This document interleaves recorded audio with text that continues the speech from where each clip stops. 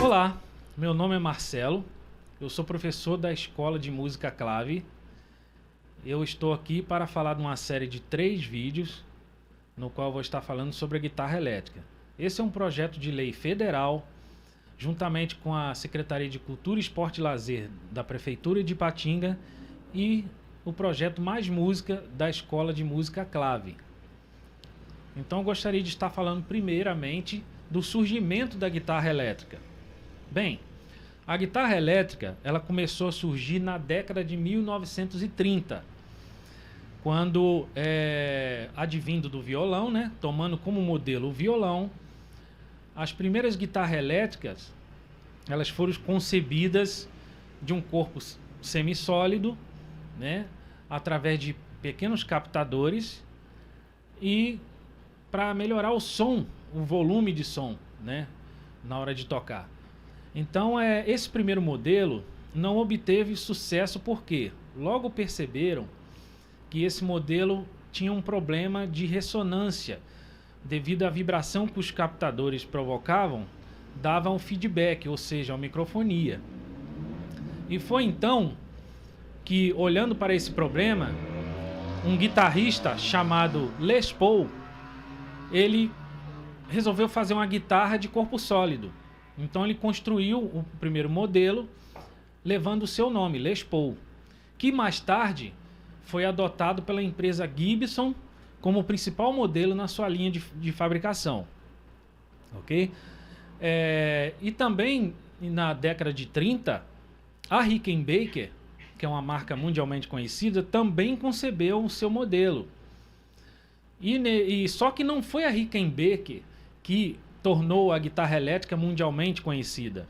Na verdade, o grande herói da guitarra elétrica se chama Léo Fender, um técnico de eletrônica americano, que concebeu o seu primeiro modelo chamado Stratocaster, que é a guitarra mais famosa do mundo, né? Ela é carro-chefe da linha de produção da Fender Guitars. Entendeu? Então a guitarra se tornou popularmente conhecida após o modelo de Léo Fender. Então nós podemos ver na história que a guitarra ela ficou popularmente conhecida, na verdade, depois da Segunda Guerra Mundial, onde se espalhou pelo mundo, né, se tornando um instrumento popular. Ok? Então agora eu vou mostrar para vocês as partes que compõem esse instrumento. Então vamos lá.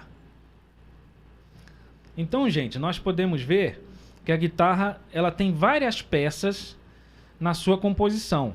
Olhando para essa figura abaixo, nós podemos ver da esquerda para a direita da imagem a peça que se chama cabeça ou headstock, né? Nessa cabeça nós temos os carrilhões ou tarraxas, como popularmente a gente chama. Essas tarraxas elas servem para enrolar cada corda individualmente e nós vamos apertar, enrolar, até chegar na nota devida de cada corda, tá? Saindo dessa parte, nós temos uma peça branquinha chamada pestana. Essa pestana é uma peça de apoio, onde as cordas passam por cima e nela a gente tem pequenas cavidades onde a corda ela apoia. Então dali ela vai passar por cima de toda a escala do instrumento até chegar na ponte, que é a peça do outro extremo. Nesse caso aqui, você pode reparar que essa ponte ela é em duas partes. A primeira parte é a ponte, onde tem os carrinhos individuais para regulagem de afinação de oitavas.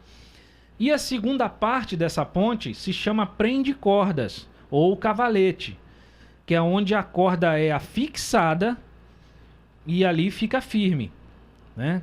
Quando a gente afina.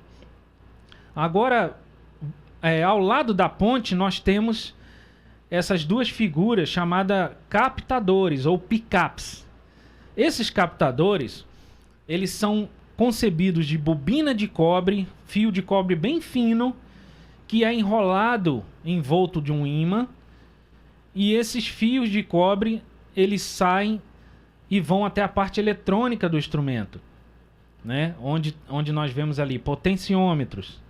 Nessa regulagem tradicional, a gente costuma ter um botão de volume para cada captador, e depois nós temos os tones, que são potenciômetros que a gente coloca mais agudo ou tira o agudo, tá? E voltando mais para a esquerda, nós temos a escala.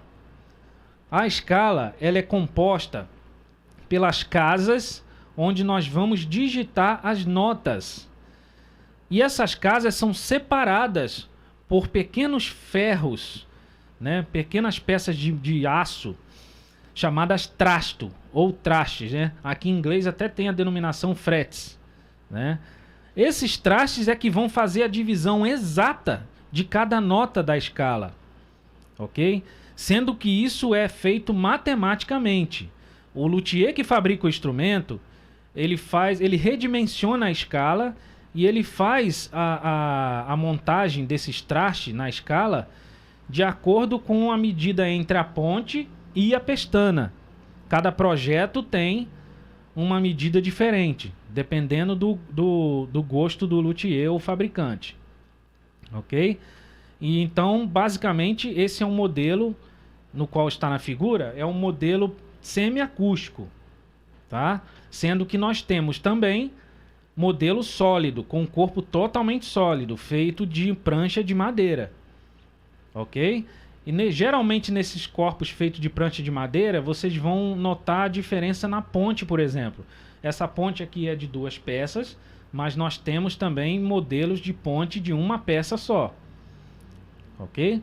Agora eu gostaria de estar falando com vocês sobre a postura que nós temos que ter como guitarrista. Ok? Quando nós tocamos em pé ereto, de forma ereta, ou seja, nós vamos tentar colocar a nossa coluna reta, para que isso seja feito e evite da gente ter dores posteriormente, né, devido à má postura. Então, quando tocamos em pé, nós utilizamos uma peça chamada correia, né, onde a gente coloca no instrumento, regula a altura de acordo com cada um, né?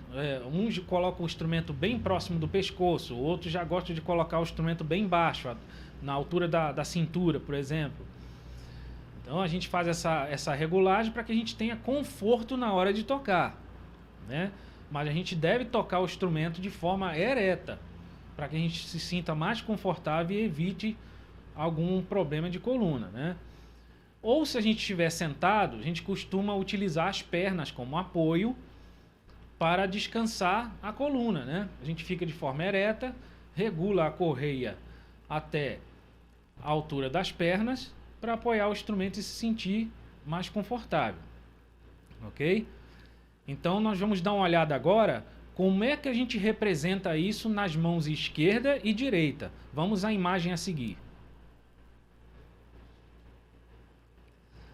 Gente, então como podemos ver na imagem, nós temos nomes para os dedos das mãos, tá? Começando pelo polegar, é representado pela letra P. E o dedo indicador, que é o primeiro dedo da sua mão, é representado pela letra I, e o próximo M, que significa médio. Depois nós temos o A, indicando anelar. E para finalizar, o dedo mínimo, que é o menor dedinho, ok? Isso vale para as duas mãos, tá? Agora, vamos agora à imagem a seguir. Bom, gente, agora nós vamos na representação gráfica. Bom, como vemos na primeira figura, ela está na horizontal. Reparem à direita da imagem que nós temos duas retas, uma apontando para cima e outra apontando para baixo. Essas retas significam que representam a mão da guitarra, tá? Para que a gente tome como referência a escala do instrumento. Então, quando a gente pega a partir dessa mão, nós temos a pestana e a primeira casa do instrumento, tá? Então a gente vai contar as casas da direita para a esquerda da imagem, como casa 1, casa 2, casa 3, casa 4, casa 5 e por aí em diante. E a mesma coisa com as cordas. Nós começamos a contar as cordas de baixo para cima. Essas linhas horizontais, como vemos aí, ó, são 6. Representa cada uma corda. Por exemplo, a Mi. A Mi é a primeira linha de baixo, a Mizinha fina, a corda mais fina da guitarra. Depois nós temos a segunda linha, que é a Si.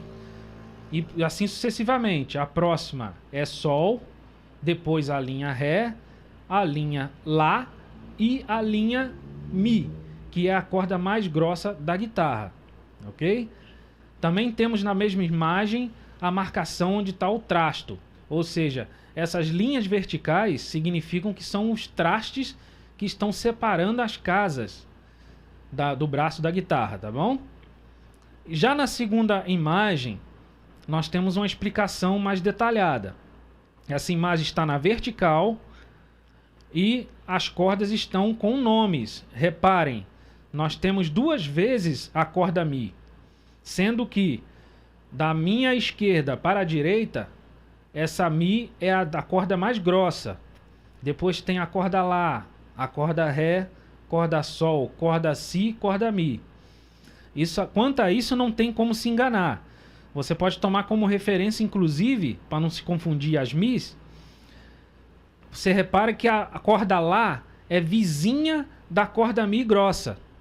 E a corda Si é vizinha da corda Mi fininha, tá? Então tem essa diferença para que você não se confunda. E quanto às casas, observe que as casas estão contadas aí, ó. A partir da mão do instrumento, nós temos a casa 1, casa 2, casa 3, casa 4, casa 5 e assim por diante, né? E também abaixo da imagem foram numeradas as cordas. Como eu falei anteriormente, a corda Mizinha fininha, vizinha da corda Si, ela é a número 1. E as outras seguem sucessivamente até o número 6, que é a Mi, corda mais grossa. Ok? Agora vamos falar um pouquinho sobre a tablatura. Mas esse é um assunto, gente, para o próximo vídeo. Então eu te espero lá, ok? Tchau!